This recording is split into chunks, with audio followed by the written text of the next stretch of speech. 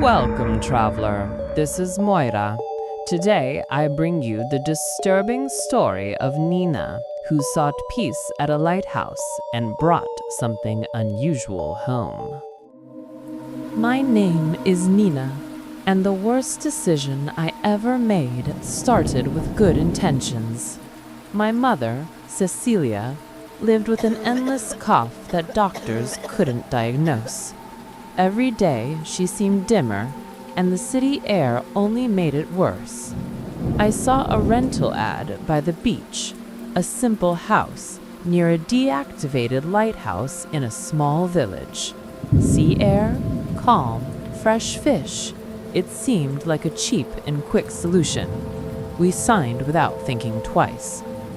The house smelled of salt and things long stored. Cement floors, loose windows, a veranda facing directly toward the lighthouse, a rusted white cylinder on the hilltop. The first strange thing wasn't the silence. It was the evening routine. Almost every day, when the sun touched the sea, a cold draft crossed the house as if someone had opened two doors at once, and with it came a deep, continuous sound that seemed to rise from the ground. Not wind, but lower, fuller, like a distant ship horn, except there were no ships. At first, we laughed. The ghost signal, I told my mother. She smiled, took a deep breath, and said her chest even felt lighter. That gave me hope. I started sweeping the house to that background sound, like someone tuning an old AM radio.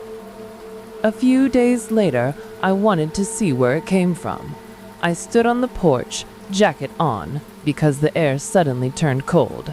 The lighthouse, officially deactivated for years, had a dim halo at the top. But late in the evening, I swear I saw a faint beam move up there. A dull streak, rotating slowly, brushing over the village roofs as if searching for someone. I blinked, looked again, gone. I blamed fatigue, a trick of the eye. Went back to the kitchen pretending the vision hadn't followed me. Routine helped sweep fear under the rug. I cleaned the house, cooked meals, took my mother for walks on the beach. She seemed better, more alive. Even her sleep improved in those first days. But the deep note began to change. It stopped being punctual and started appearing at odd hours, midnight, afternoon, right when I thought I could nap. And every time it sounded, my mother stopped whatever she was doing and looked toward the hill where the lighthouse stood, as if responding to a call only she could hear. Then came the little things, a glass left in the hallway, a plate at the sink's edge about to fall, coarse salt scattered on the floor in straight lines, like ant trails, but made by human hands. I swept, complained, and my mother swore she hadn't touched anything. At night, I heard heavy footsteps on the porch, like wet boots. I opened the door once, flashlight in hand. Nothing. Just damp wood and that deep sound, coming and going like a long breath. One morning, the house was colder than it should have been. I found my mother standing in the living room in her nightgown, staring toward the hill. Her skin was goosebumped, but she didn't shiver. When she saw me, she whispered, "He wants me to go up." The word "he" hung in the air like laundry on a line. I tried to joke. "Who? The retired keeper?"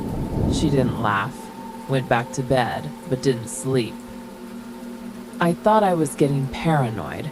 Still, I went looking for someone who knew the village's stories. They told me about Mrs. Zuleka, widow of the old lighthouse keeper. A simple house facing the sea, old photos of lanterns and storms on the wall. I told her about the sound, the cold, the steps, my mother staring at the hill. Zuleka listened without interrupting. When I mentioned the moving light beam, she closed her eyes for a second, like someone recognizing a distant relative. "That's the caller," she said, her tone deflating me from the inside. "Not a saint, not a demon. It's absence that learned to call. The lighthouse went dark, but the call stayed trapped here. It likes tired people. It clings and takes, little by little. Those who truly hear it never disobey." I asked what to do. Zuleika opened her hands. "The sea takes and returns in its own time. You can pray, you can watch, but you can't stop it." I left feeling like I'd taken a sorry straight to the chest. Back home, I hid the keys on a high shelf, pretended things were normal, cooked, played quiet music.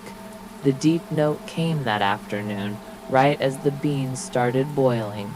My mother dropped the spoon, walked to the window, and pressed her forehead to the glass. I stood beside her, holding her arm. "We'll go down to the beach tomorrow morning. No hill," I said. She nodded, but her gaze passed through everything. That night the sound stretched longer, so strong the table vibrated slightly. I locked every door and window, pulled my mother into her room, lay beside her, held her hand. Her sleep was shallow, broken. I watched the digital clock jump numbers endlessly, almost 4, when the front door slammed. I jumped. Empty room, empty kitchen, living room door wide open. The wind tasted of thick salt. I ran outside, coat thrown on, feet bare. The hill up to the lighthouse was a crooked staircase lined with low brush and rock.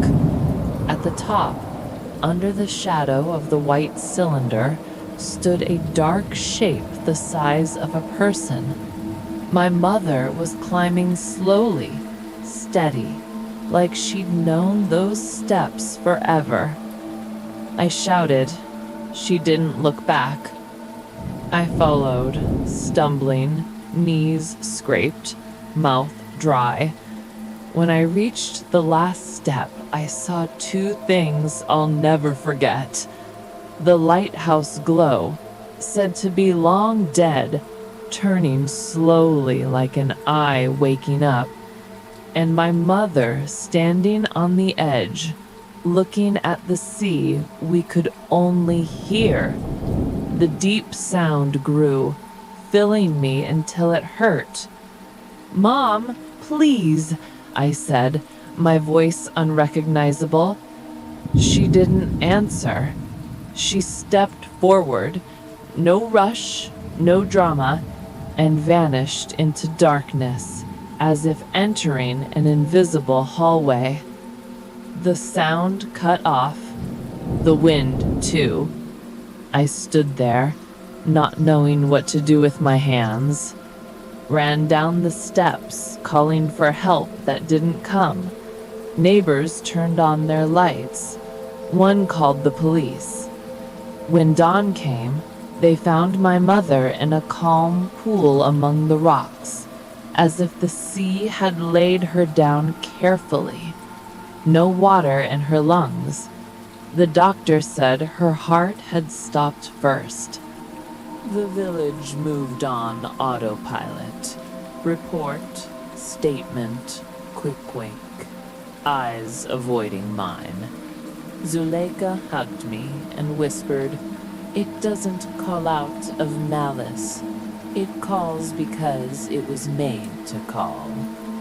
I thought about objects that never learned they'd stopped being useful, how we underestimate everything that once made noise for us. 3 days later, I returned to the city with 2 suitcases and my mother's recipe box. Left the house locked, the key with the realtor. Since then, I can't walk near the coast without crossing the street in a hurry. At home, late at night, sometimes the plumbing makes a long, low sound. I freeze for a few seconds before remembering there's just the neighbor's bathroom beyond the wall. Then I breathe. But on worse nights, I swear I feel a cold draft passing from the hallway to the kitchen, as if two doors had opened at once. I shut them all and sleep on the couch with the lights on. I'd like to end by saying this fear will pass. Maybe it will, but if you ever move near an old lighthouse and hear a sound that seems to call your name without using any words, don't answer it alone. Close the house. Go where people are. What calls doesn't always want to talk. Sometimes it just wants company, not to call into the void. That was Nina's story. If this reached you, leave a like and subscribe to keep the stories alive. Thank you for listening until the end. See you in the next Daily Nightmare.